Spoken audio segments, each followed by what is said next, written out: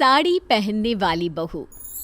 सुनिए जी, हमारे बेटे की उम्र हो रही है, अब हमें उसके लिए लड़की देखना शुरू कर देना चाहिए। अरे अभी देवेश बच्चा ही तो है, तुम अभी से क्यों उसके लिए लड़की देख रही हो?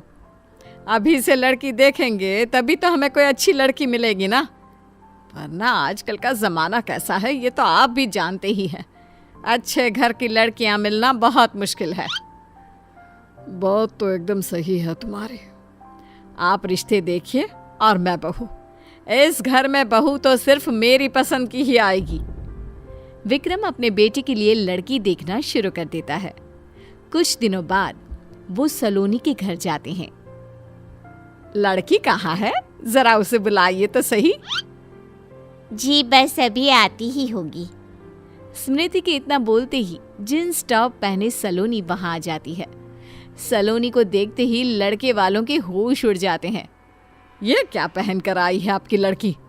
माफ कीजिएगा, लेकिन हमारे घर में ये सब कुछ नहीं चलेगा। वो आंटी जी क्या है ना, आज मुझे कॉलेज से आने में थोड़ी देर हो गई थी, इसलिए तैयार होने का टाइम ही नहीं मिला। तो तुम कॉलेज भी जाती हो? वैसे कितनी पढ़ी लिखी हो तुम? मैं अभी MBA की पढ़ाई कर रही हूँ। शादी के बाद क्या इरादा है तुम्हारा, जॉब या घर? जैसा आप कहो। देखो सलोनी, शादी ब्याह का मामला है, इसलिए मैं झूठ नहीं बोलूँगी। मुझे मेरे बेटे के लिए एक ऐसी लड़की चाहिए जो खाना बनाना, बड़ों का आदर करना, पूजा पाठ करना जानती हो। ये जीन्स पहनना, कॉलेज जाना और जॉब करना, ये सब हमारे घर नहीं चलेगा। माँ, ये सब आप क्या बोले जा रही हो? आखिर जीन्स पहनने में क्या बुराई है? और उसे जॉब करनी है या पढ़ाई, ये सब तो उसकी मर्जी है। इसका फैसला हम कैसे कर सकते हैं? चुप कर तू, तुझसे किसी ने सलाह नहीं मांगी है। तुम बताओ सलोनी, अगर तुम्हें हमारे घर की बहू बनना है तो ये सब छोड़ना पड़ेगा। आंटी जी, मैं जीन्स भले ही पहनती हूँ, पर इसका मतलब ये तो नहीं कि मेरे अंदर संस्कारों की कमी है। मुझे खाना बनाने, कपड़े बर्तन धोने से लेकर भगवान की पूजा अर्चना करना सब आता है। लेकिन मैं आपकी शर्त नहीं मान सकती। ना तो मैं जीन्स छोड़ूंगी और ना ही अपनी पढ़ाई। ठीक है, फिर हम भी इस शादी के लिए इनकार करते हैं। वृंदा, ये तुम क्या बोल रही हो? मैं ठीक ही तो बोल रही हूँ। मुझे सुशील और संस्कारी लड़की चाहिए। ऐसे आंखों में आंखें डालकर बात करने वाली लड़की हमारे घर की बहू नहीं बन सकती। ऐसे ही 2 महीने बीत जाते हैं, लेकिन वृंदा को ऐसी एक लड़की भी नहीं मिलती जो उसकी शर्तों पर शादी के लिए तैयार हो। वो जहाँ भी लड़की देखने जाती, उनसे ताउम्र साड़ी पहनने और घर का चूल्हा चौका करने की शर्त रख देती, जिसे सुनते ही हर लड़की इनकार कर देती। देखो वृंदा, बहुत मुश्किल से एक और रिश्ता आया है। तुम प्लीज यहाँ किसी पर कोई शर्त मत थोप देना। मैं नहीं चाहता कि तुम्हारी ऊट पटांग शर्तों के कारण हमारे बेटे की उम्र निकल जाए। अच्छा, तो अभी आपको मेरी शर्तें ऊट पटांग लग रही है। जिस दिन कोई गलत लड़की हमारे घर की बहू बन जाएगी ना, तब समझ आएगा आपको। देवी जी, अगर आपका हो गया हो तो अब चले हम लड़की देखने। हाँ तो चलो ना, कौन मना कर रहा है। वृंदा और विक्रम अपने बेटे के संग लड़की देखने जाते हैं, जहाँ लड़की की माँ चारुलता उनका स्वागत करती है। आप कुछ चाय नाश्ता लेंगे?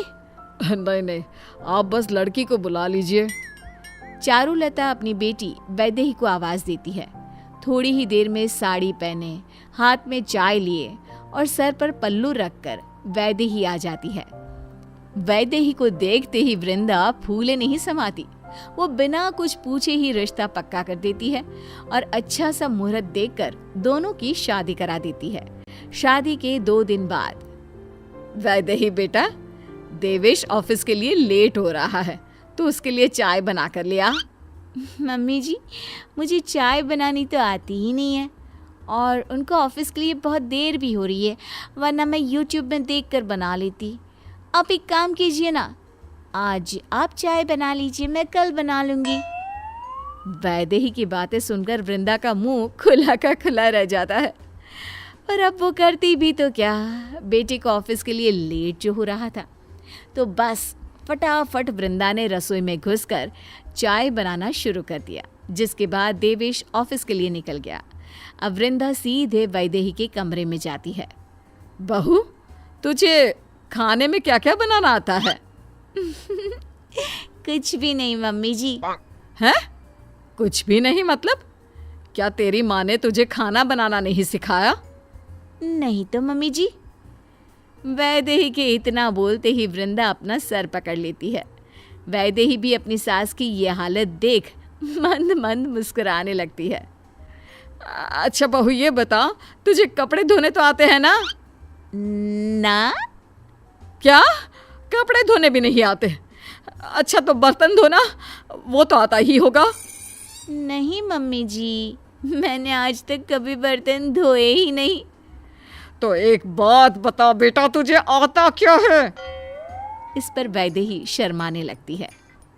अरे शर्मा क्यों रही है? बता ना, कुछ तो आता ही होगा तुझे। वैदेही शर्माते हुए कहती है, मम्मी जी, दरअसल मुझे ना खाने पीने और सोने के अलावा कुछ नहीं आता। वैदेही के इतना बोलते ही सास का सर चकराने लगता है। वो खुद को संभालती हुए कहती है, कोई बात नहीं बहू, मैं हूं ना, मैं तुझे सब सिखा दूंगी।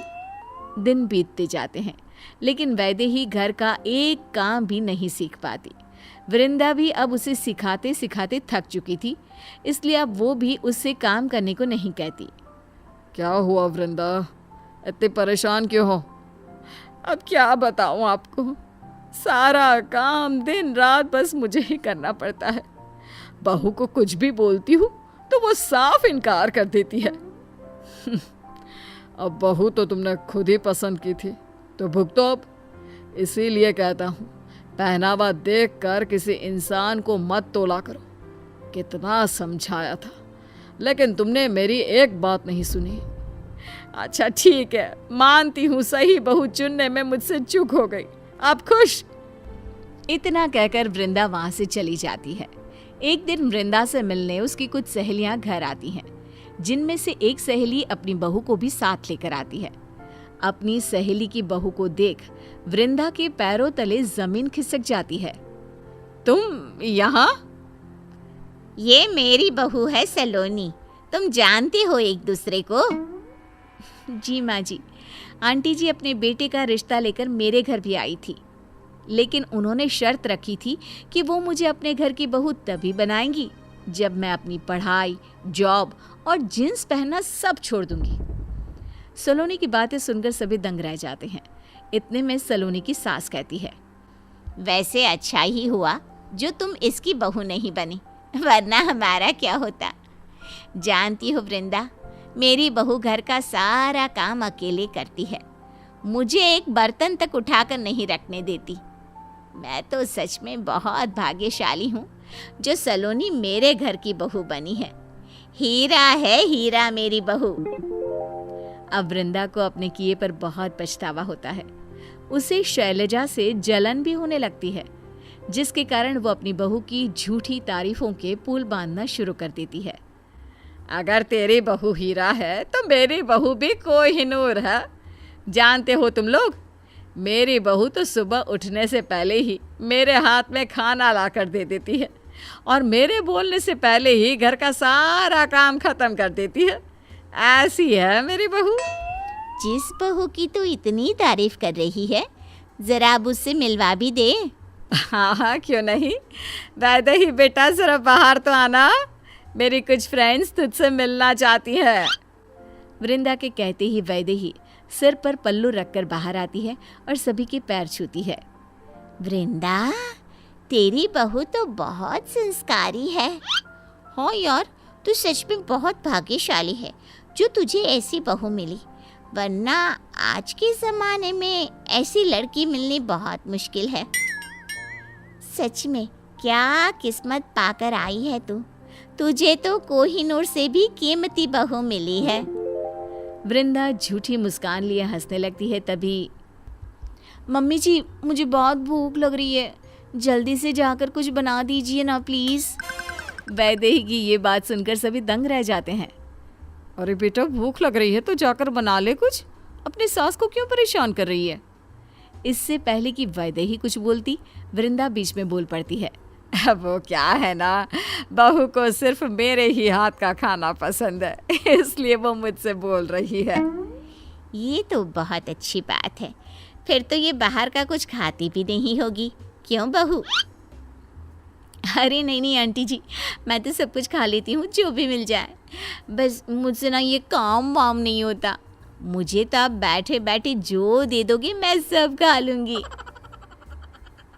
क्यों वृंदा, तू तो बोल रही थी तेरी बहू घर का सारा काम करती है। अरे बहू, तुम लोगों से मजाक कर रही है क्या? तुम भी इसकी बातों पर भरोसा कर रहे हो? जा बहू, जाकर सबके लिए चाय बना दे। मम्मी जी, मैंने आज तक अपने लिए तो चाय बनाई नहीं, फिर इतने सारे लोगों के लिए कैसे बना दूँ? अगर आप चाय बनाए ना तो मेरे लिए भी बना देना। मेरी फेवरेट सीरियल का आने का टाइम हो गया है, मैं अपने रूम में जाकर टीवी देख रही हूँ। हाँ, थोड़ी देर पहले तक जो लोग वैदेही की तारीफ करते नहीं थक रहे थे, अब वही लोग उस पर हंसने लगते हैं। वृंदा को अब अपनी बहू और अपनी छोटी सोच पर बेहद शर्मिंदगी महसूस होने लगती है। तुम लोग बैठो, मैं तुम्हारे लिए चाय बना कर लाती हूँ। नहीं वृंदा, उसकी कोई ज़रूरत नहीं है, अब हम यहाँ और नहीं रुक सकते। मुझे फ़क्र है अपनी बहू सलोनी पर, जो ऑफिस के साथ साथ पूरा घर भी संभालती है। चल बेटा, घर चलते हैं। जी मम्मी जी, बस 2 मिनट दीजिए मुझे। सलोनी वृंदा के पास जाती है और उससे कहती है, आज तो आपको एहसास हो ही चुका होगा आंटी जी कि कभी भी किसी को उसके कपड़ों से जज नहीं करना चाहिए। जींस पहनने का मतलब ये नहीं होता कि लड़की असंस्कारी है, या फिर अगर लड़की ऑफिस जाती है तो अपने परिवार को नहीं संभाल सकती। ये सब सिर्फ एक गलत सोच है। अच्छा हुआ उस दिन आपने मुझे ठुकरा दिया, वरना मुझे इतना अच्छा ससुराल नहीं मिलता। आज अपने पूरे जीवन में पहली बार वृंदा को एहसास होता है कि पहनावे को लेकर उसकी सोच कितनी गलत थी। कभी किसी के संस्कारों को उसके कपड़ों से तोलकर नहीं देखना चाहिए। कपड़े कभी किसी की काबिलियत और संस्कारों को बयां नहीं कर सकते।